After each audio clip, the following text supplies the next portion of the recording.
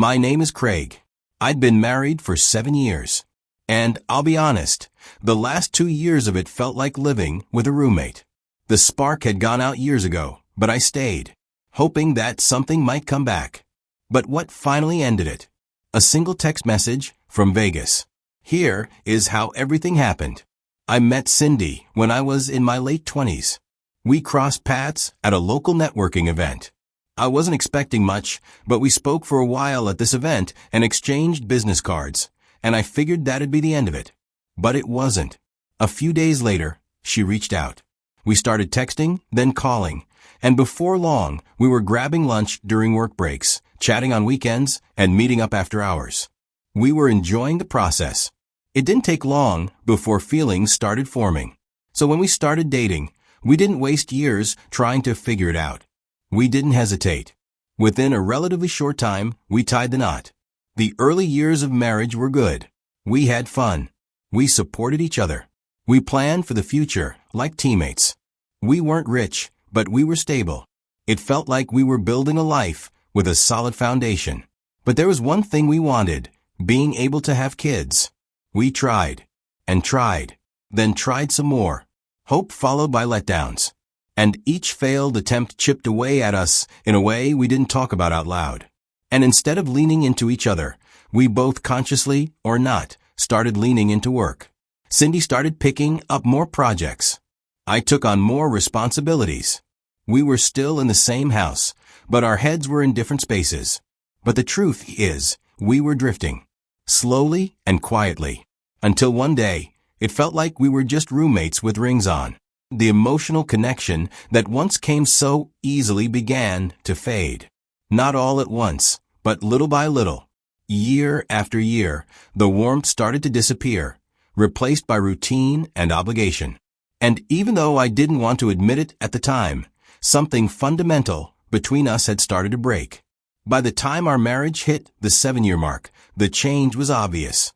Cindy had become a stranger in the house we both called home.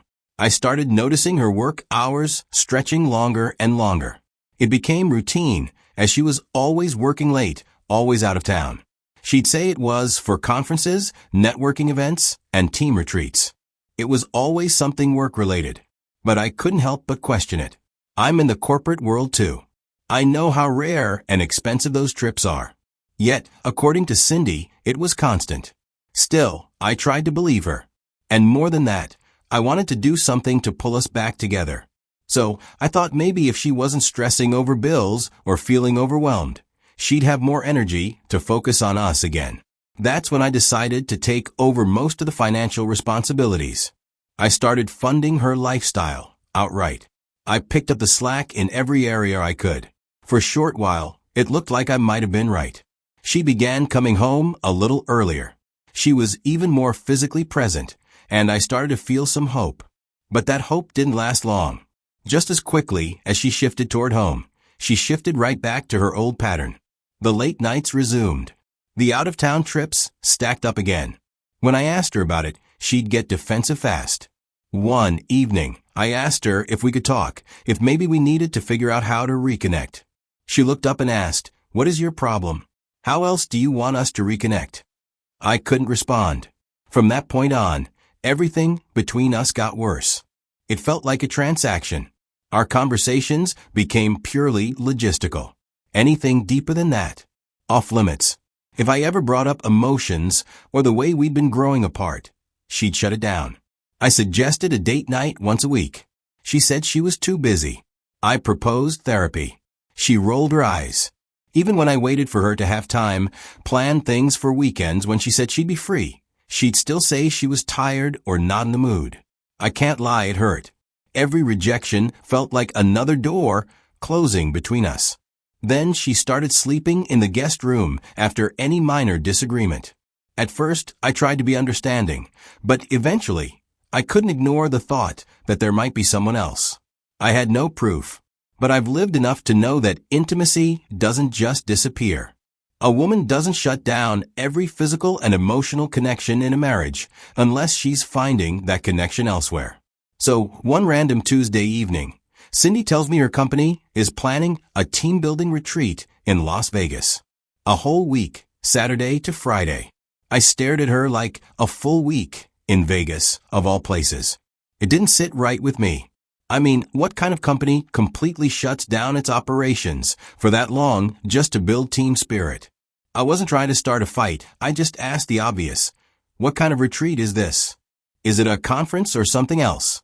Right then, her whole demeanor shifted.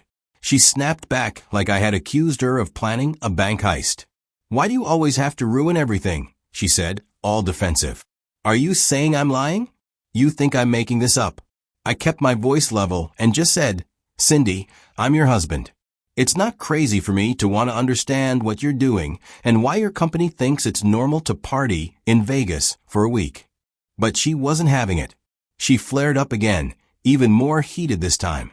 That's when she dropped the line that stopped me cold.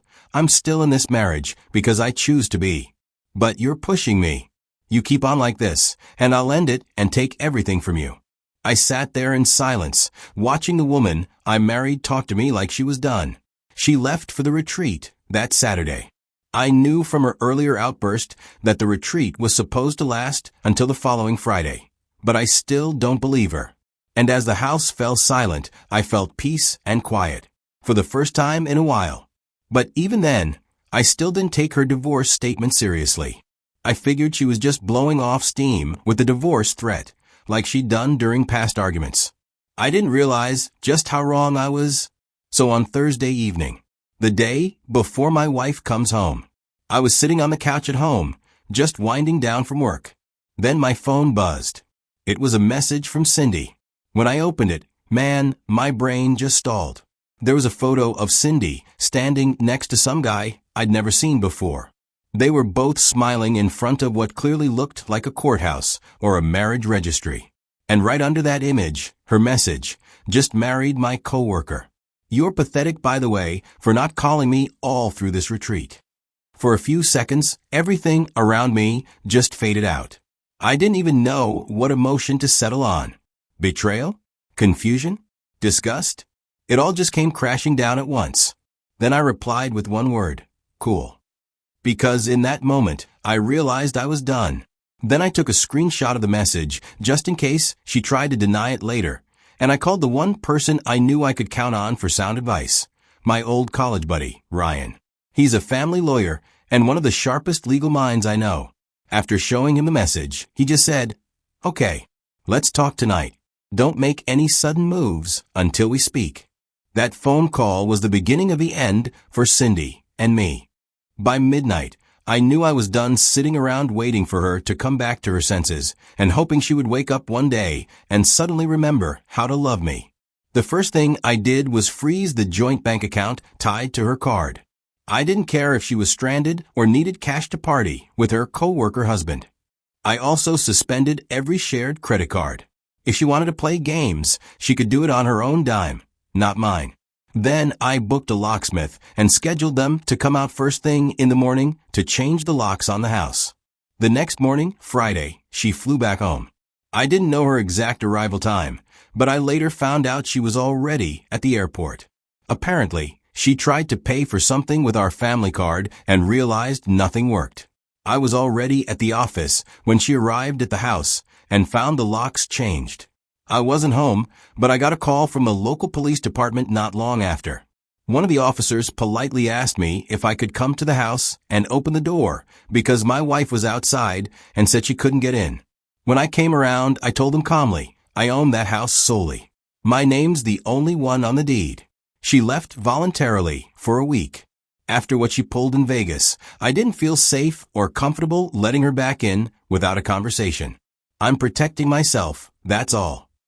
The officers were surprisingly understanding. They didn't force entry. They listened. They looked at the documents I had, showing I was the sole owner of the property.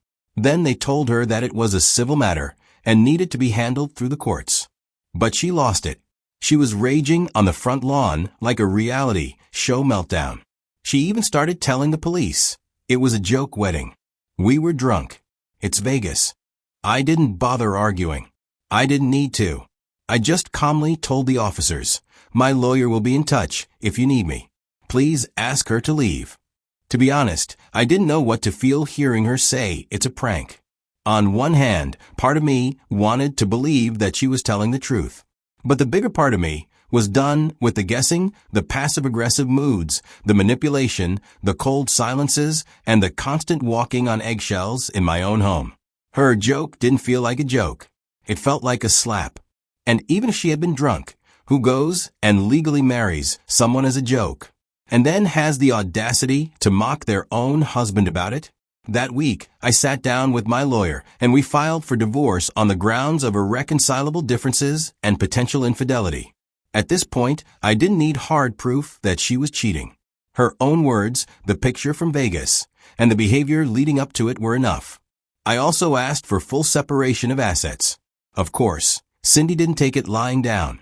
She got herself a lawyer almost immediately. But what she didn't expect was that we weren't bluffing. My lawyer contacted the Clark County Recorder's Office in Nevada to confirm if that so-called wedding she had with her coworker actually meant anything legally. And surprise, there it was. Her coworker's name is Jared. And here's where it gets even messier.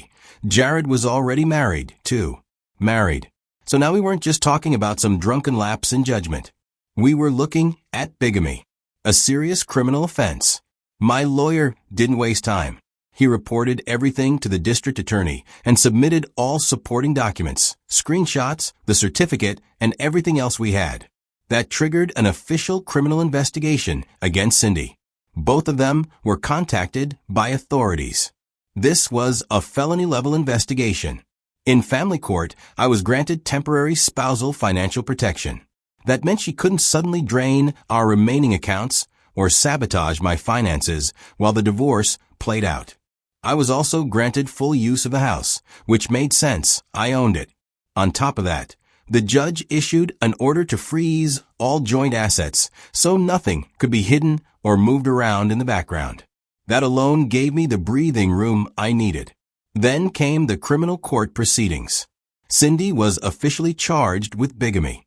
She tried everything to spin the story, told the court it was all a joke, that she thought it was a fake ceremony, said they were drunk, didn't know what they were signing, and that those chapels in Vegas are all for entertainment. But the prosecution had receipts, literally.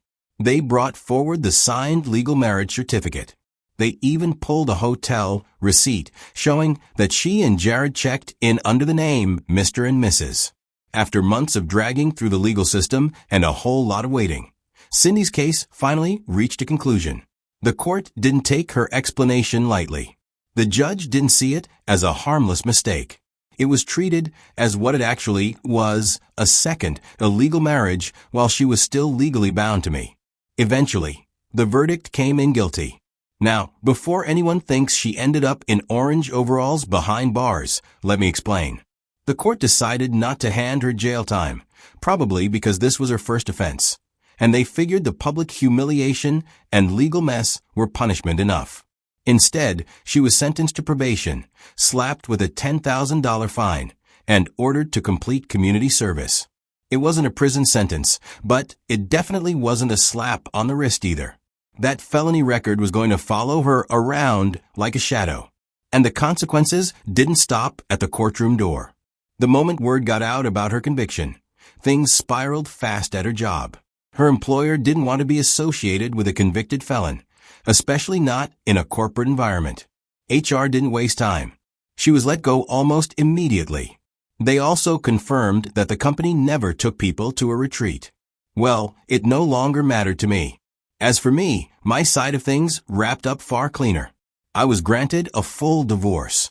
No alimony, no financial obligation to her, no emotional strings left to tug. The court recognized her actions as a betrayal, and that played a role in their decision. I kept the house, my savings were protected, and what mattered most to me, I got to walk away without being drained dry. So in the end, her little Vegas stunt cost her everything she thought she had power over. Looking back now, I honestly don't think I could have asked for a cleaner exit. After many years, I got my freedom handed to me on a silver platter, wrapped in one ridiculous Vegas decision.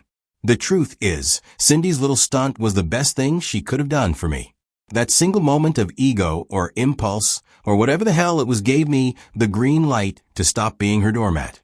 That Vegas marriage opened the door for me to take legal action without looking like the villain.